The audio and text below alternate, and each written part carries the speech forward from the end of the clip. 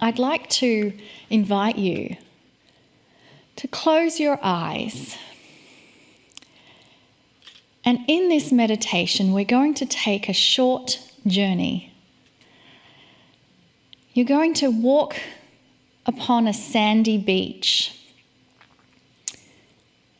And there, in front of you, is a wonderful boat, perfect for you.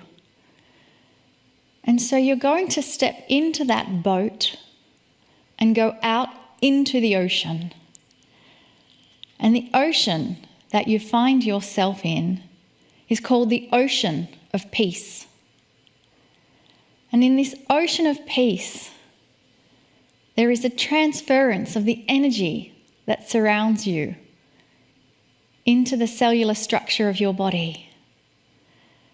And as you sit there floating, you very slowly realize that your boat is being carried on a current all on its own.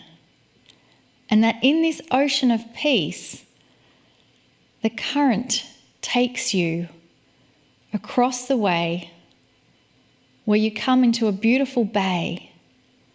And it's called the Bay of Tranquility.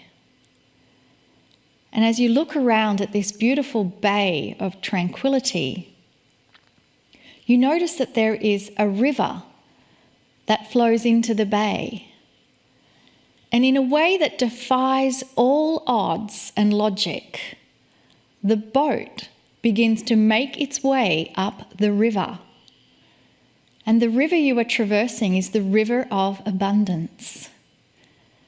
And so as you journey up the river of abundance, there is a transference of energy from this river of abundance into the cellular structure of your body. What is the abundance you've been waiting for? Is it abundance of health?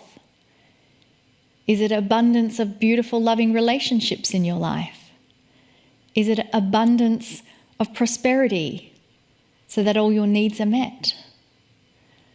Whatever it is for you, allow yourself to receive that transference of energy from the river of abundance. And now we come upon a beautiful, beautiful waterfall.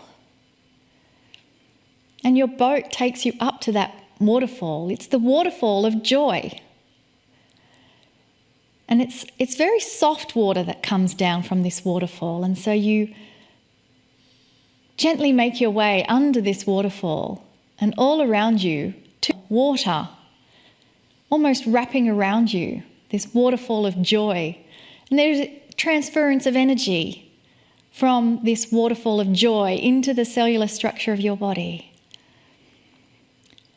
And as you've come out from that waterfall, you step upon the shore and you walk upon a path. And the path finally brings you into the valley.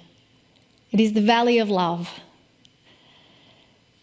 And as you find a nice place to sit down in this valley of love, feel the transference of energy into the cellular structure of your body.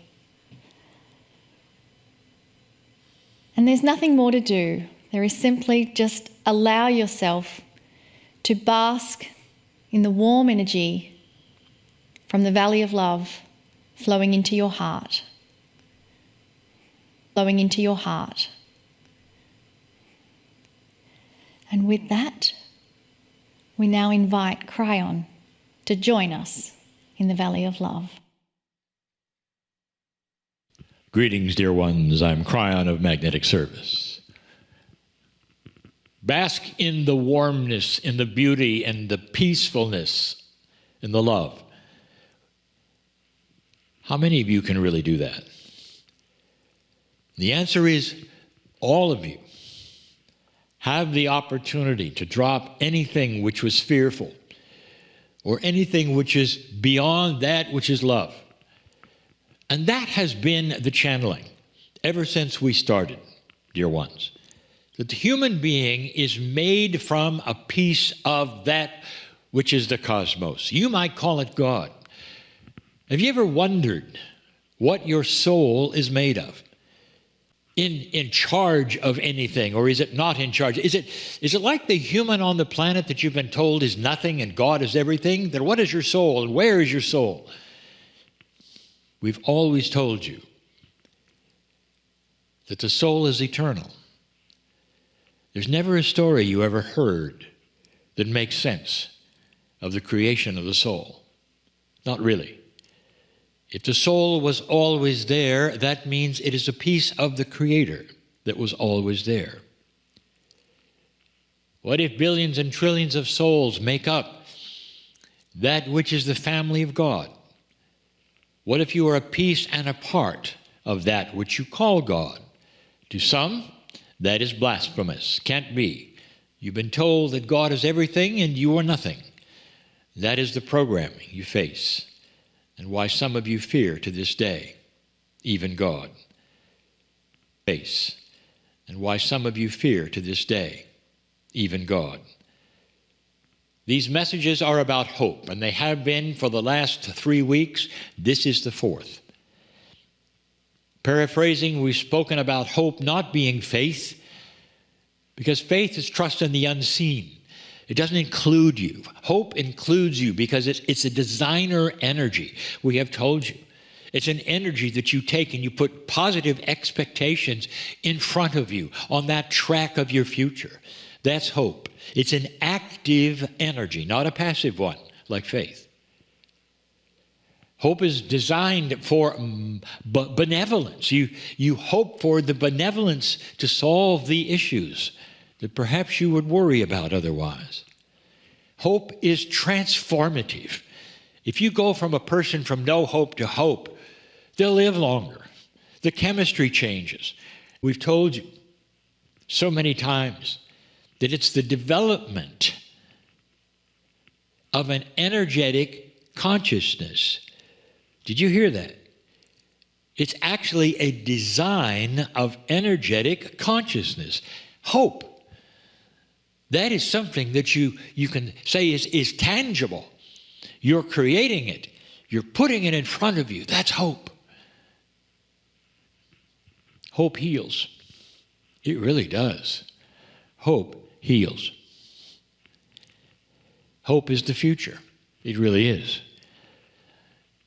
One who features hope in their lives every day of their life is one who shapes the future of everything they're going to do. Because hope then creates synchronicity, and you meet the people that you're going to meet because you've sent that hope and that and it's almost like synchronicity then runs into you because of it. What a beautiful energy that this is. This is the 4th week that we speak of this. Hope is sometimes even seen as the magic bullet that changes lives from despair, from depression, to joy, to understanding. Hopefulness is not just somebody who sits around, looks at things, and wishes. Hope is not wishing. Hope is a designer energy. One that you craft and you say, this or something better, I put in front of me, hoping for the best, perhaps even not knowing what it is that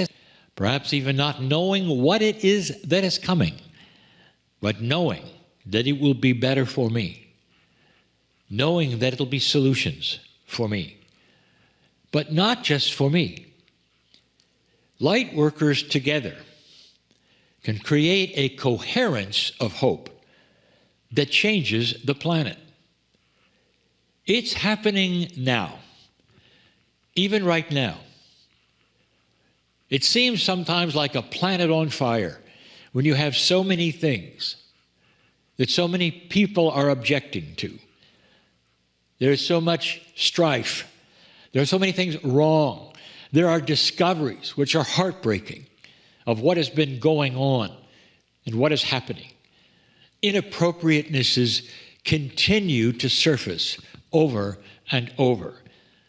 For those who are not aware of truly what about for many years. What took place starting in 2012? If you're not aware of this shift, this could be a devastating blow to your psyche, to your hopes for the planet. Not understanding that when the light turns on, the dirt shows. When light turns on in societies where there has always been inequities and the dirt is showing, inappropriateness, horror, it's all there in every society. It doesn't mean it means it's a third world or first world. It's just there. It's been human nature for eons. And when it shows, it's ugly. More has to show even still before you get the point that as it shows, you can even still before you get the point that as it shows, you can clean it up. As it shows, you can show others that is not going to be tolerated. As it shows, and as it then gets dealt with and resolved, this is what to look for. Because it then will not be repeated. Because there are those who have invested in it will see, I better not do that anymore. There will be those who invested in it will say, well, game is over now. These things may have worked for the last 50 or 100 years, but not anymore. That's what's going on. And it's everywhere. That's why the earth looks the way it looks. But dear ones, there's something you can do now in the past weeks to send hope and this manifested energy to humanity. We've asked you to send it to the light on the planet for the shift. We've asked you to send it to yourself for healing. This one, a little different. It's been mentioned in the meditation. It's all about Gaia. This earth is your partner. This earth wants to participate in the hope that you have, that you designed. It's time to send it to the planet, to the air that you breathe, to the weather that is shifting, perhaps in a frightening way, but a shift that is on schedule, that has happened before. To the planet who needs to know that there will be inventions soon. There will be inventions soon where you no longer have to pollute the planet to have energy. Inventions coming soon where you'll have plenty of food and water and it will have no effect at all on the planet. Time to love the planet. It is time to hug a tree, you might say, to take the hope for Gaia and push it forward, to know that it will recover and will respond. And in that, it is your partner, even still to this day. That is the hope for the future. This week, we ask you to send right now to the love that's in the valley, to the peace, to the kindness, to the compassion, all of which is Gaia. Send it there now. And do this in the name of hope for light workers with humanity. And so it is. And so it is.